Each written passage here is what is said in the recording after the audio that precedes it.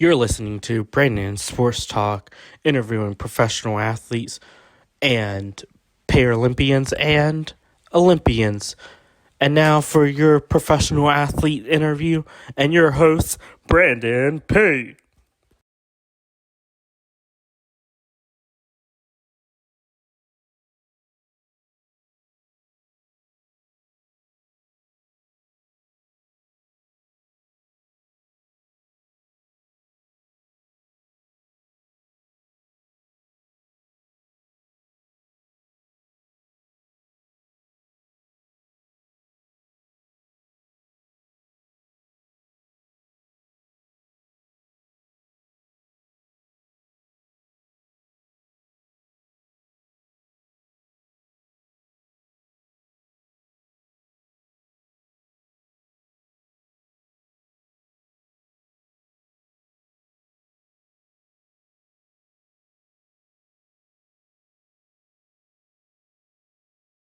Welcome back to Brandon Sports Talk. In today's episode, I have the privilege to interview the USA Paralympian wheelchair basketball player, Kaitlyn Eaton. How are you doing today? I'm doing well. How are you? I'm doing good. Can you talk about how you knew that you wanted to play professional basketball? Yeah, so I started playing basketball when I was 16. And the moment I played the first time, I knew that it was something that I wanted to continue doing in terms of, getting to a point to where I'm playing professionally, playing internationally. I didn't really quite know that that was the path I was going to take until I got to college. Once I got to college, to me, it was like, I'm going to, do everything I can to hit that point. I had a bunch of teammates who played for Team USA. So, I knew the moment I got to school that was something I wanted to do. What was it like getting to play in high school and then go on to college to play? Yeah, high school. So I started pretty late. I started as a sophomore in high school, which all of my teammates had been playing since, they were small children. I played for an all boys team in high school. It was supposed to be a co-ed team, but I was the only girl. And so, obviously playing for nothing but boys and then transitioning to college where I was playing for an all women's team. It was a bit of a transition for me. But it was, a fabulous transition. I absolutely love playing in the women's league. Not that I didn't like playing with the boys, but it's just very different games.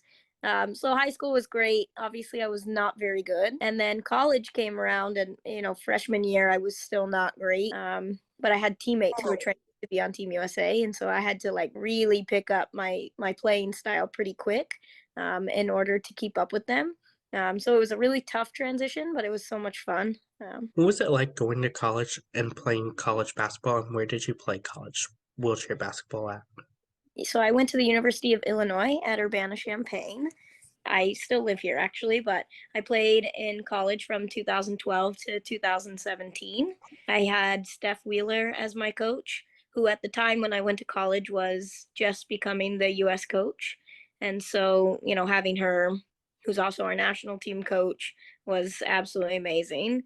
And she taught me so much. But yeah, I think the coolest part was I played with a bunch of national team players from the US, as well as I played with a national team player from Great Britain.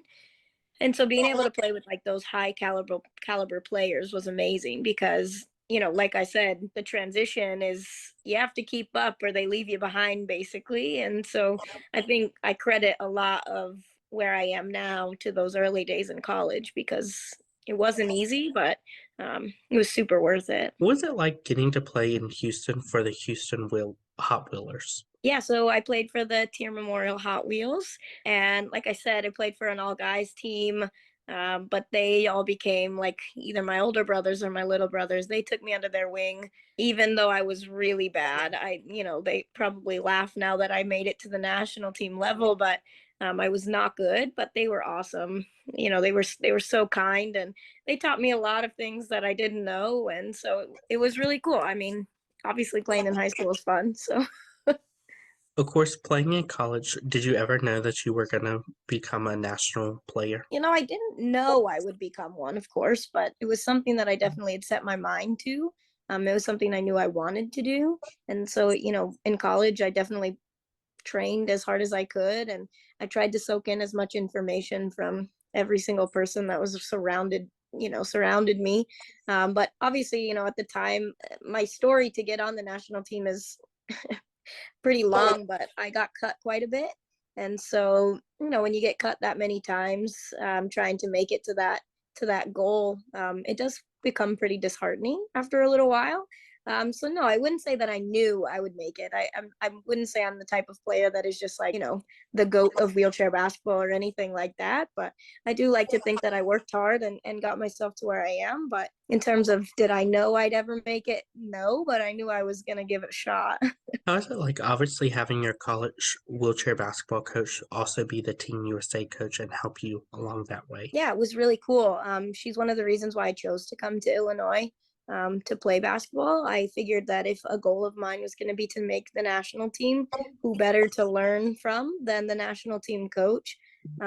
She's also obviously got quite a history within wheelchair basketball, won a few gold medals as a player and as a coach, and she won a few national titles in college. So being able to learn from her was a privilege.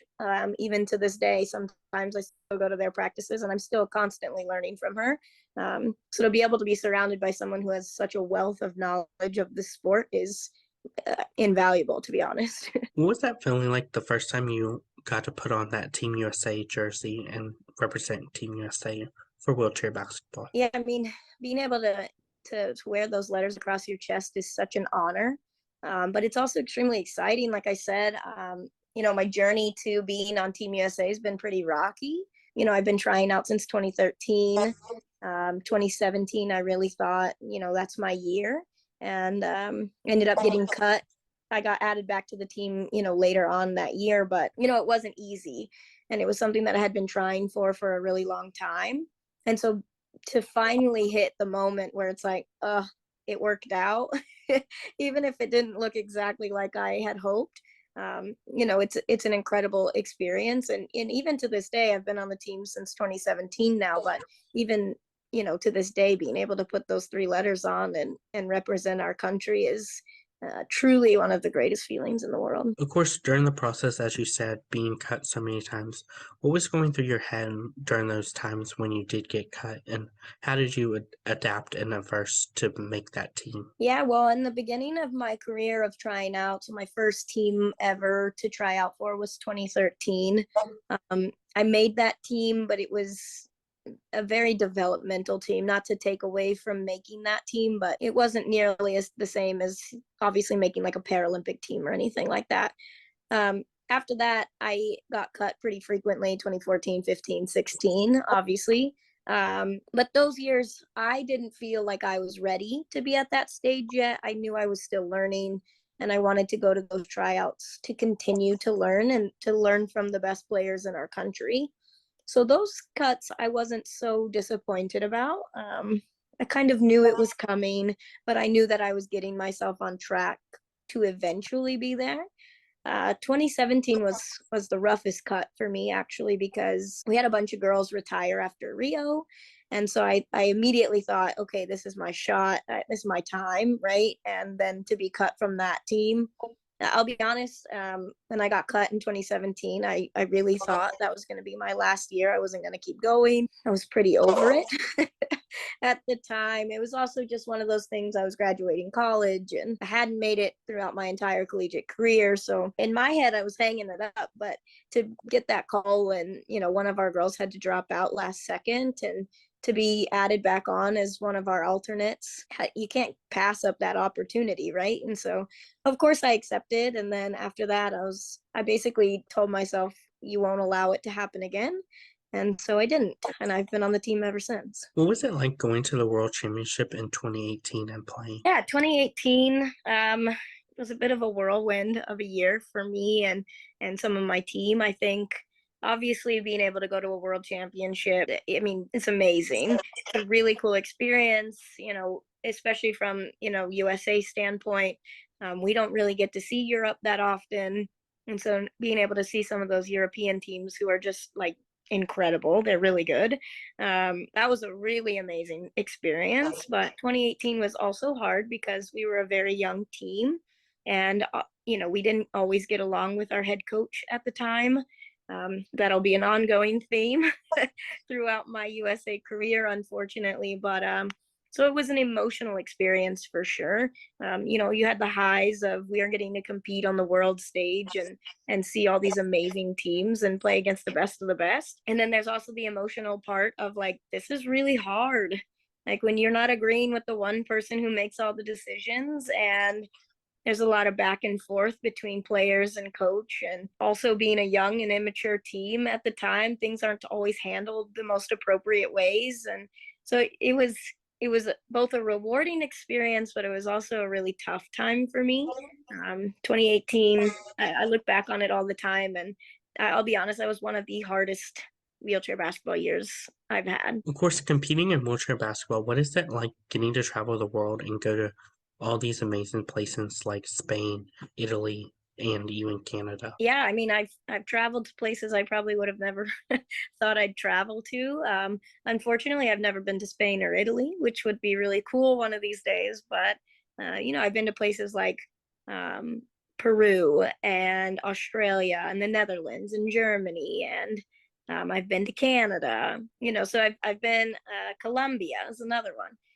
So I've been to a lot of places, and it's places that I probably would have never seen had basketball not taken me there. So while there are hard times in my basketball journey, some of the experiences and the people that I've met, you can't beat it, to be honest. What was it like preparing and training for the moment that you made the Paralympic team in 2020 to go to Tokyo? Yeah, I mean, it's obviously tough.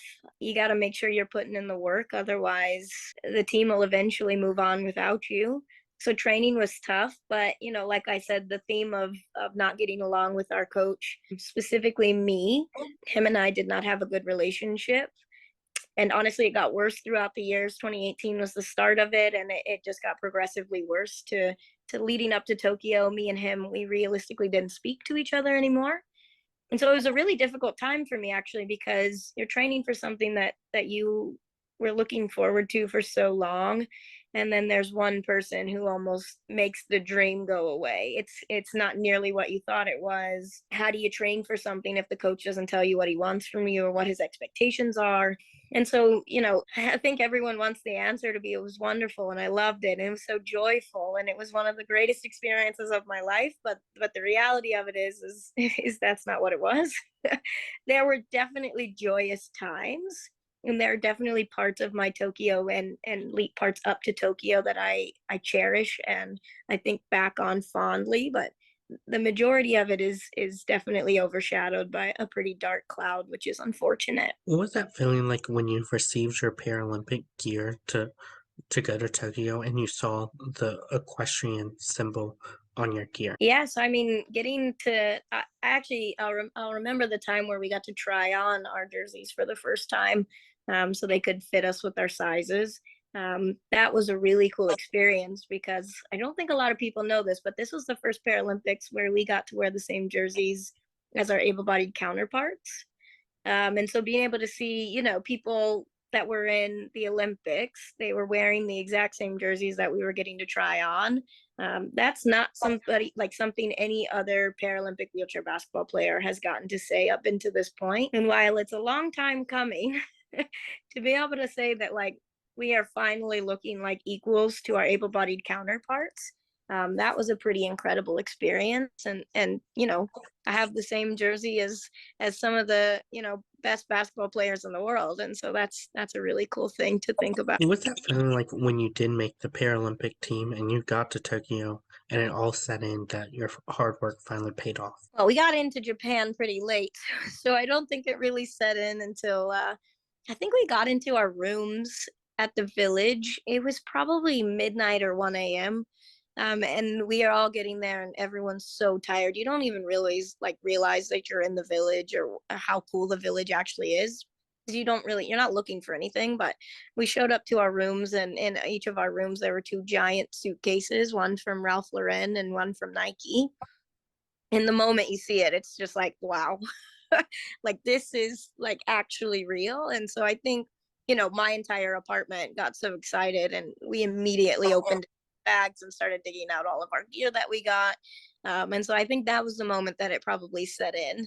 Obviously flying to Japan and doing all of that is super cool. And like, where what you're there to do, but I don't think it really set in that I was actually at the Paralympics until everything that I opened from those bags had the apparent like the Paralympic logo on it, and everything said Team USA, and there was I can't even tell you how much stuff we got, but I think that was the moment where I was like, man, this is real. What was that feeling like when you did get to put on that jersey with the Paralympic logo on your jersey? Yeah, I mean it's cool, it's nerve wracking, it's exciting.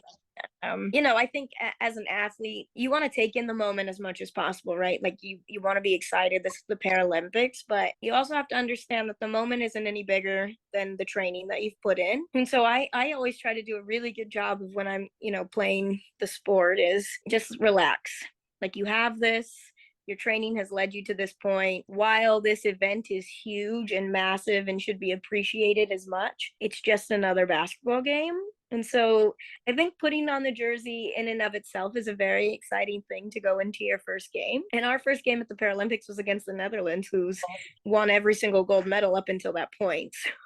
So it wasn't an easy game to go into for sure. But, I think at the end of the day, it was like, this is just another game, and that's how we had to look at it because we definitely came in as major underdogs. Of course, while being at the Paralympics, what was it like learning from some of your teammates, such as Megan Blanc, who has multiple Paralympians under her belt? I will say Megan Blanc was not in Tokyo, but people like Natalie Schneider and Darlene Hunter and Rose Hollerman, those were our big veterans at the time going into that Paralympics. And so I think they're the ones that kind of taught me of like, embrace how amazing this is. Like you got yourself here and it should always be this amazing. But at the same time, we're here to do a job. Like we're getting paid to, essentially play this sport. And this is the United States. We're expected to do well. And so, coming in last place is not what the expectations are on us. And so we have to embrace the moment, but also understand that, like we can do this. We have to act like we've been there before. Some of us have, some of us haven't. So being able to learn from them about how to handle those moments and, even handle big moments when we beat Canada. That was a huge moment for us, but being able to understand going into those games, how to handle those nerves and how to handle ourselves during those games, whether it's going good or bad. What's that like, obviously, competing in the Canada US rivalry? Yeah, it's fun. It's super fun. They're the team that we probably see the most. Obviously, they're just to the north of us. And so we play a lot of friendlies. We see them at every single competition. I don't know how it always works out, but there's always a US Canada game somehow, some way. Basically, in every competition I think I competed in, I played against Canada. And so, the rivalry is there for sure. We're good friends with each other off the court. We chit chat back and forth, but those games are always so intense because they want to beat us so badly and we want to beat them so badly. And so, yeah, I mean, it's one of those games that like we might be friends off the court, but the moment that those jerseys go on, it's like it's game on. And so it's very fun. And I think that game in Tokyo is even more fun because up until that point, we had never beat them in a major competition as far as I was on the team. They beat us in 2017, 18, 19, and now here we are in Tokyo. So I think we went into that game pretty nervous, actually. I think a lot of us were nervous. Even our veterans were probably a little bit like, oh, this is like the last team we wanted to see. But we like went into the game like we had nothing to lose, honestly. and we didn't. And so it was really awesome. That truly is one of like the most joyful moments I have from Tokyo. Of course, besides competing against Canada, what is it like getting to compete against teams like Brazil, Mexico, and Japan in Tokyo? I actually don't think we ever played Japan while we were in Tokyo, which I was disappointed about because I've heard really good things about the Japan team. And we want to play the home country, right? Like that's a really cool experience. But we unfortunately didn't ever cross paths with them. But Brazil, we play them all the time, and they're an incredible team because they're so aggressive. Obviously, you have the US Canada rivalry, and those games get intense, but the Brazil games, I mean, every time we play them and we have like rookies on the team, that's one of the things we got to tell them is Brazil comes out and they come out hard, and their strategy is like they're trying to make you mad. and it works a lot of the times. And so, but they've been incredible to play against because of the growth that they've had since I've been on the team has been incredible to watch. Playing any of those teams is really awesome. Playing the Netherlands is really fun. They're an incredible team. Playing Great Britain is always fun. One of my closest friends is on their team, and so that's always fun to, and I played college with her, so it's always a little bit fun to to get those college rivalries back out. But playing any of those teams is amazing because if you think about it, you're playing the best of the best in every single country. And how many people can say that? Not many. How did it feel, obviously, to have Paralympian behind your last name and add PLY behind it? Yeah, it's really cool. It's one of those things that like you don't really think about going into the Paralympics because you have so many other things to think about, right? Like you want to win a medal and you want to have a good experience and you want to do this and you want to do that. And the PLY thing just came out right after we got back from Tokyo, I believe, is when we got to apply for that. But it's really cool. I mean, to like see it all on everyone's Instagrams now, everyone's putting it on there, and to see that, and obviously it helps your resume look pretty good too when you're applying for jobs. So I think it's really cool. But I think the most important piece of that is, again, like we are finally tied to being equals like the Olympians are. They've had OLY for as long as they can remember. And so for us to finally be able to get our own letters and be looked at as equals to them, which is what it should be in the first place, I think that's the most important piece. And to be able to see this progressing throughout my time on Team USA has been really awesome. How's it like, obviously, getting to meet your fans and having them ask for your autographs and photos? Yeah, I mean, it's really cool because, I don't think of myself as like a famous person or, I mean, you like think about basketball players, right? I don't think of myself as like a Kobe Bryant or like a Sue Bird, a Diana Taurasi, like these are big name people that like, of course you want their, and to be able to run into fans or whoever and they immediately want your autograph and they want to take pictures with you and they want to see the medal. It's pretty cool because it's like, man, like for you to like look up to me the same way that other people look up to these big name people it's pretty fun and it's pretty humbling too, I think. Who are some of the people that you look up to in the sport of wheelchair basketball? Yeah, well, when I was in high school, I didn't know a lot of people, I'll be honest. I was pretty out of the wheelchair basketball world. I played on my team, and I didn't really know of anyone else. So, of course, I looked up to my teammates, but then, I got to college, and Steph Wheeler 100% is probably my biggest mentor. She's taught me so much. I still have weekly chats, basically, and, we talk about anything and everything wheelchair basketball, and I've learned so much from her. But, other people that I look up to in the sport, Gail Gang is one of them. She's a gold medalist from Rio. She really pushed me in college as teammates. She never let me, slack off in any way, which I love and respect. Other teammates of mine that I've had, Shelby Gruss, I look up to her so much. She was a late injured person and she made Team USA around the same time that I did. And it's pretty incredible. So those are probably my biggest people that I look up to the most. But, everyone in wheelchair basketball, you got to look up to people like Rose Hollerman. She's probably the GOAT of wheelchair basketball, to be honest. So, yeah. What is that feeling going to feel like when you do get to put on that ring and have that Paralympic symbol and the Team USA around your ring? Yeah, I'm excited to get my ring. Obviously, I've been a little bit distracted and I haven't ordered it yet, but I'm looking forward to it. I think the reason why I haven't ordered it yet is my nickname in wheelchair basketball is Squirrel, and you can put a name on it. So I've been struggling back and forth if I should put Eaton or if I should put Squirrel on it. So once I finally make that decision, I'll order my ring. But, I'm very excited. I think this is one of the things that doesn't get talked about too much when you're training to be is that you do get, everyone just immediately is like, oh, you get a bunch of gear and you could get a medal. And I think the ring is really cool because it really just like shows you that like you win, even if you didn't get a medal. Of this awesome ring that you get to like show off and, you can wear anywhere. Of course, who are some of the people that you look up to, and what is it like getting to play with some of your teammates like Megan Blanc? Yeah, playing with Megan. So we played in college together, which was really fun. Her and I got really close throughout college. And then, I played with her for a couple of years on Team USA, which was awesome because, it's just so nice to have a familiar face. Wheelchair basketball is such a fun sport, but it's also very much a sport that you need chemistry with all of your teammates to be a really good team. So the best teams that you look at, they had the best chemistry, right? And so the fact that I played with Megan for 4 years in college, and then she was able to come back and play on Team USA, it was just immediate. The chemistry was already there between us. There was no effort behind like, let me learn how you play, let me learn how you talk, let me learn this about you, what your skill set is. So I think it was kind of like a breath of fresh air a bit to have somebody that I was so close to and had played with for so long, to play like beside me. But, then again, you look at players that maybe you don't play with every day.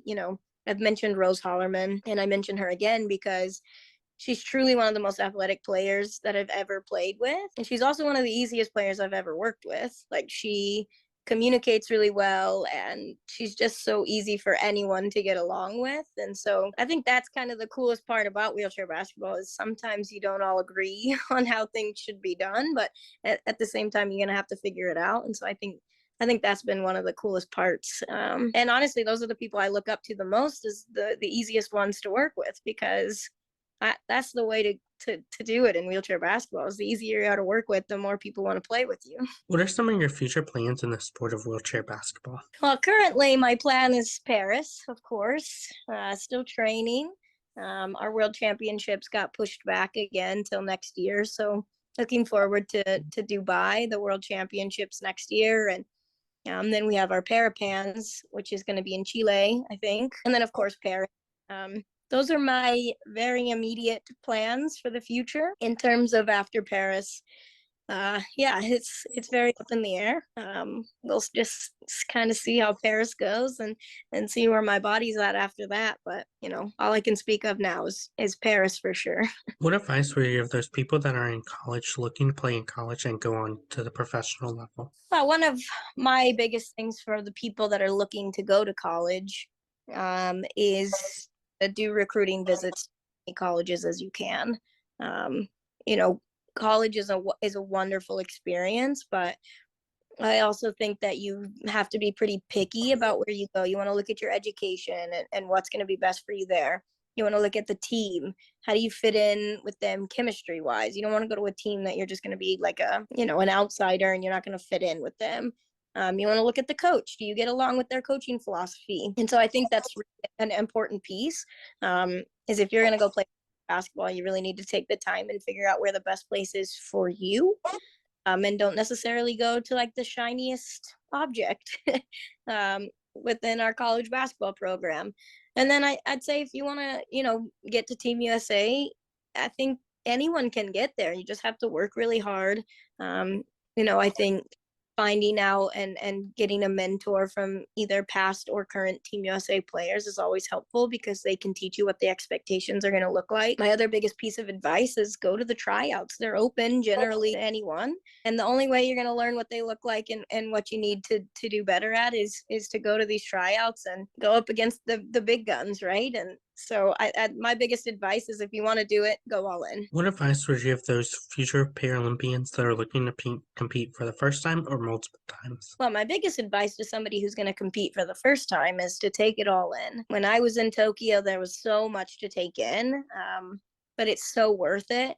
Obviously, when you're there, you want to focus on, your athletics and your sport and how are we going to medal. If you have 4 hours off, maybe take a 2-hour nap and go explore for 2 hours. You definitely don't want to just stay in your room the entire time. It's an incredible experience. You'll meet amazing people from all over the world. I think for people, and this is something that I've had to give myself advice for, is if you're going to go to multiple Paralympics, is don't let minor things kind of dilute your light for the love of the sport. It's something that I've had to teach myself a little bit, is the sport, you should always love it. And if you stop loving it, then maybe it's not for you anymore. And too, but I definitely think like, if you're going to keep going, you got to find what you love about it. And it may not be the same thing you loved the first time you played the sport, but you got to find something to keep you going. Where can my listeners find you at on social media? So my biggest social media that I use, I am unfortunately not the best at social media, but is Instagram, and my Instagram handle is Kaitlyn_Eaton21. Thank you again, Kaitlyn Eaton, for your interview, and best of luck in your future as you continue your journey as a U.S. Paralympian in wheelchair basketball. Thank you so much. You can find Brandon Sports Talk on Facebook at Brandon Sports Talk, Instagram at Brandon Sports Talk, Twitter at Talk_Brandon, and you can find me on YouTube at Brandon Sports Talk. Don't forget to like, comment, and subscribe. Thank you again, Kaitlyn Eaton, for your interview, and best of luck in your future. Thank you. You've been watching Brandon Sports Talk. Please feel free to like, share, and subscribe to Brandon Sports Talk on social media and on YouTube.